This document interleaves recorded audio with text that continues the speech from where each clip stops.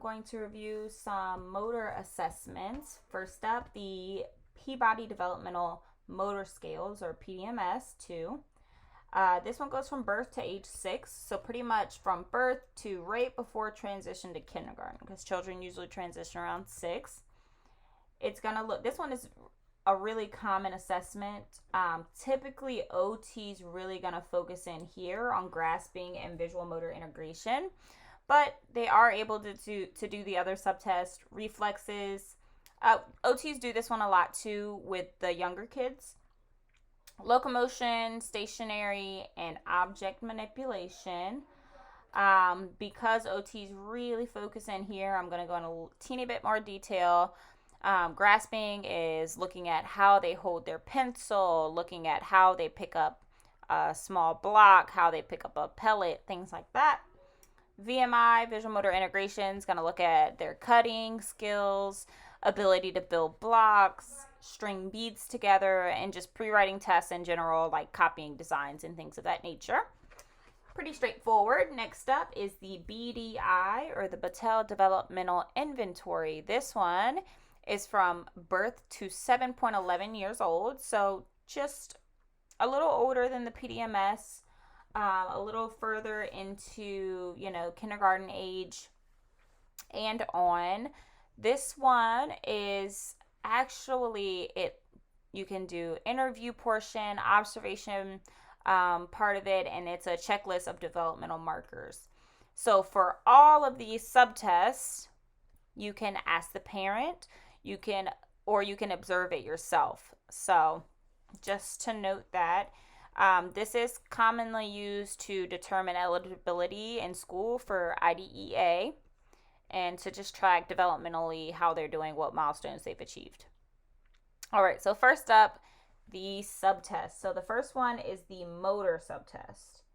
Okay, so within each subtest, there are like mini subtests. So within the motor subtest, there's gross motor, fine motor, and perceptual.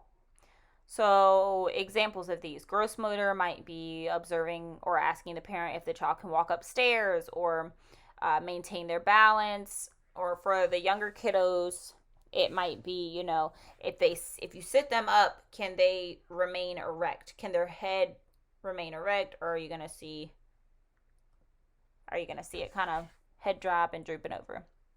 Next up, still under the motor subtest, is fine motor. This is looking at grasp and release, cutting, folding, tracing, all those fine motor skills.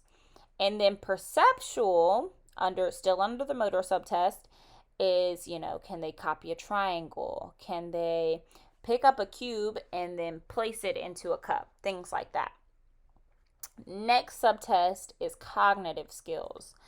And under this one, again, there are subtests. It's attention and memory, reasoning and academic skills, perception and concepts. Next, and I won't really go into too much detail about that. The motor is a really big one just because OT, looking at fine motor, perceptual motor, things like that. Communication skills is the third subtest. This one looks at receptive and expressive communication. I will also note this is a very comprehensive assessment, and it does take a while to administer because there are so many components to it. However, often you will see multiple professionals all doing the same assessment at the same time, but looking at different things. So, the OT might focus in on motor, the speech language pathologist might look more at communication, your psychologist might look more at, adaptive behavior or personal social skills, whatever. Everybody's kind of look, or maybe cognitive. Everybody's going to look at their own subtest if you choose to do it like that. And then moving on, adaptive behavior. This one is another OT one because this one looks at self-care and personal responsibility. So, for self-care, you might look at dressing. Does the child help with dressing? Do they hold their arms out when they're putting their shirt on or whatever? How are they doing with eating? Can they use utensils? Then for personal responsibility, this is looking at like mobility. You want to observe or ask if the child can get around the house. You want to look at their safety. An example of this one is if you place pictures of hot items like a stove or a candle, and then you ask, is it okay to touch these? You want to see if they have the awareness to know, no, hot, don't touch, that kind of thing.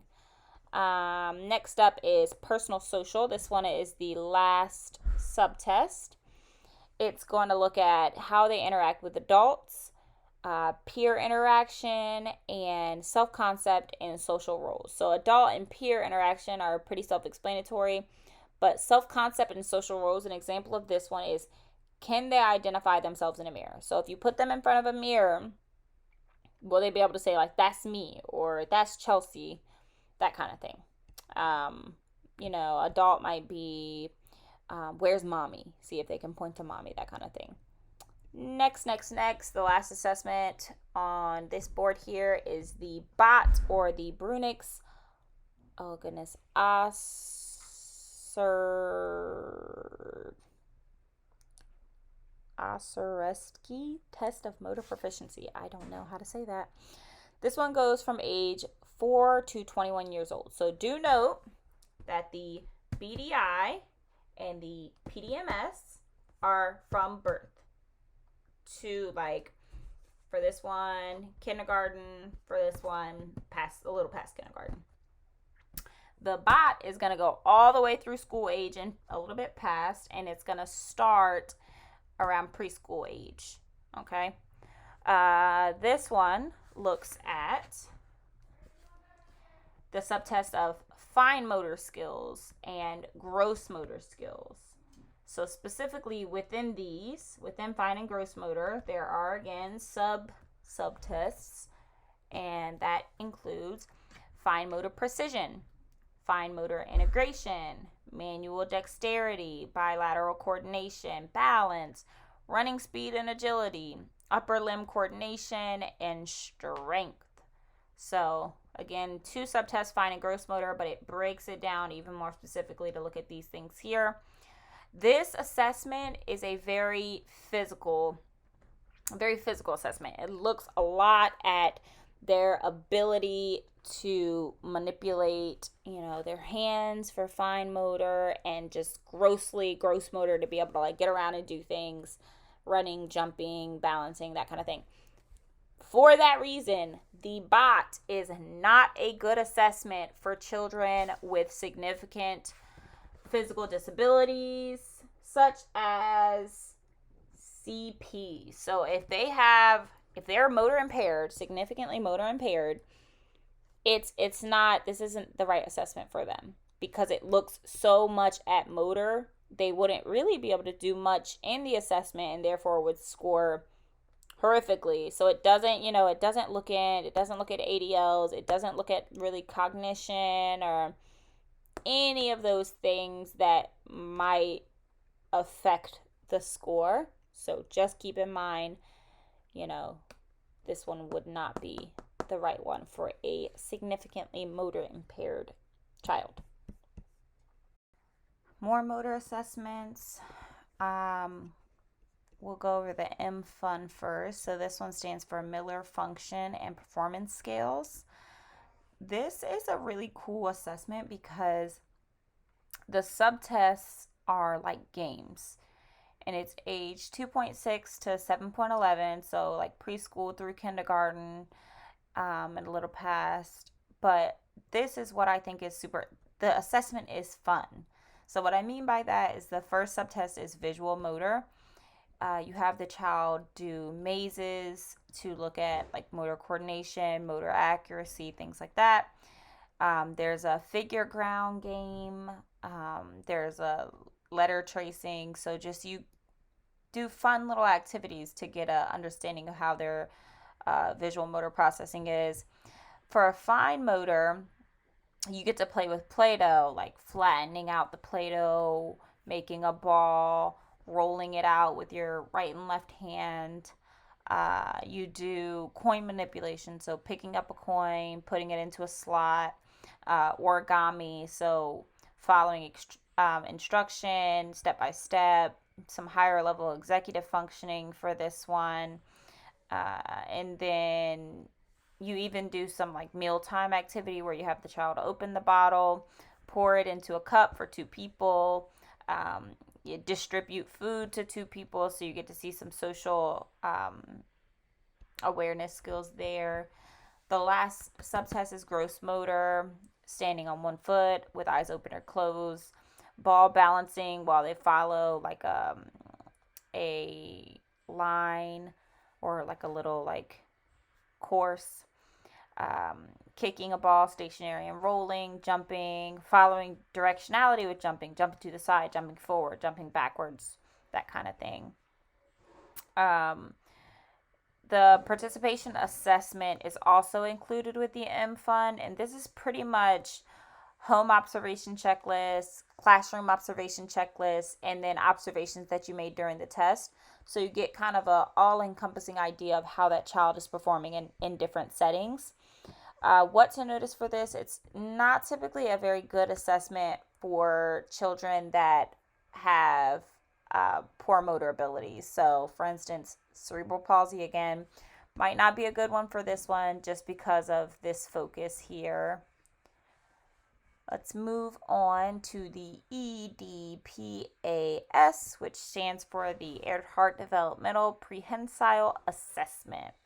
So pretty much what this assessment is going to look at, it's an observation checklist. It's going to measure your arm and hand development. And the reason there is no age written up here is because it depends on which subtest you're looking at for which age it is appropriate for.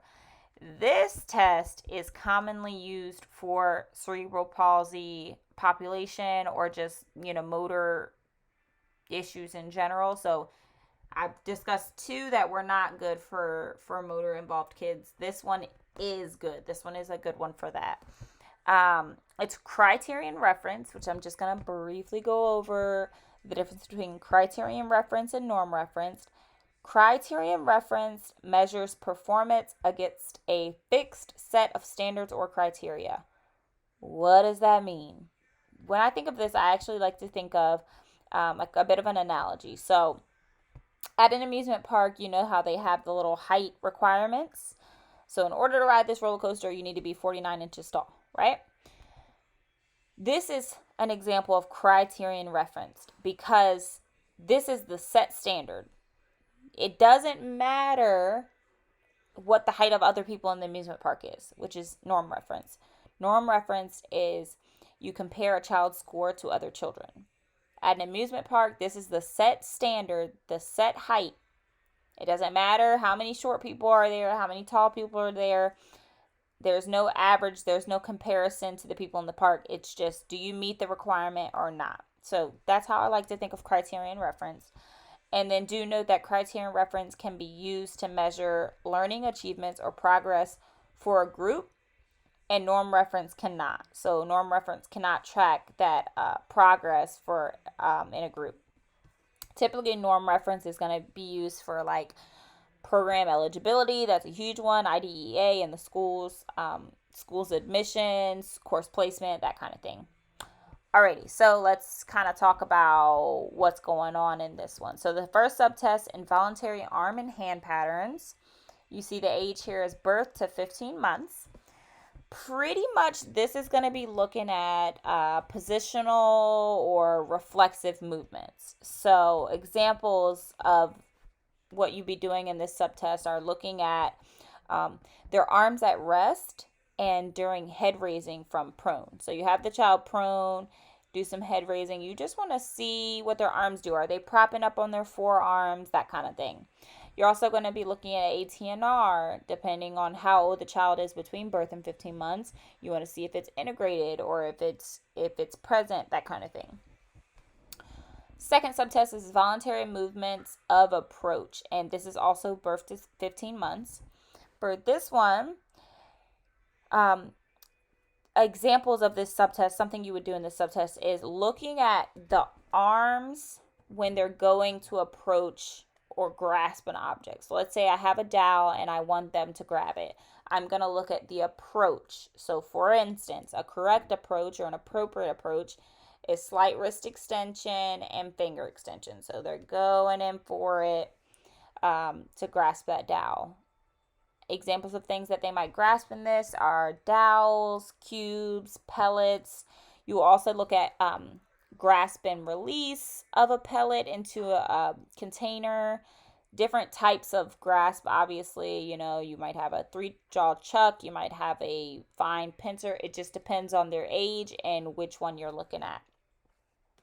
Next up is pre-writing skills for age 1 to 6 years old, and it's exactly what it sounds like. For pre-writing, you're looking at, how are they holding the pencil? Do they have a tripod grasp, static versus dynamic? Can they copy a shape? Can they trace over a shape? That kind of thing. Alrighty, last one is time, which stands for Toddler and Infant Motor Evaluation. So this is from birth to 3.6 years old. It's pretty much going to assess a child's quality of movement. And it's going to do that by, the parent filling out a questionnaire. And the OT is also going to just observe the parent playing with the child. So you can get a lot of this just from observation, seeing how that child is moving. How's their quality of movement? So for instance, the first one, mobility, you're going to look at sequence of movement between positions. So, how do they move in between prone, supine, sitting, quadruped, standing, that kind of thing. We have stability, motor organization, and then social emotional. So social emotional is looking at their state and activity level. Do they have high arousal, low arousal, attention, emotions and reactions, that kind of thing. And then this one is a biggie, functional performance, OT. It's looking at their self-care, their dressing, their toileting, their feeding, their grooming. Can they comb their hair? That kind of thing. Are they potty trained? It's also going to look at self-management mastery, relationships and interaction, and functioning in the community.